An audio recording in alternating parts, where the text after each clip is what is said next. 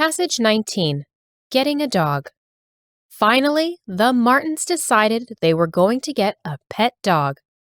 Ellen and Alice had bothered both of their parents about it for years. Mr. Martin didn't want a dog because he knew how much care they required. Mrs. Martin didn't want one because the dog would shed hair all over the place, and already she was anticipating having to clean up after it. But Ellen and Alice pleaded and begged, so their parents eventually caved. Besides, Alice had just won the lead role for the high school play, so they figured a reward was in order.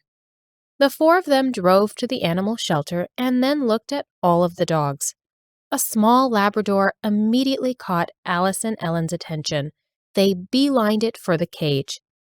The dog was wagging its tail. He was brown with unique white markings all over, and he was whining quietly as though begging to be let out to play. One of the animal shelter employees came over to them. "Do you want to pet him?" she asked. Alice and Ellen nodded their heads. The woman picked up the dog and led them into a private room, and the Martin family followed her inside. As soon as the lady set the dog down, it began sniffing around the room. Alice and Ellen were stroking its back lovingly. "Dogs make great companions," said the lady, "and this one has a lot of personality." "Can we get him?"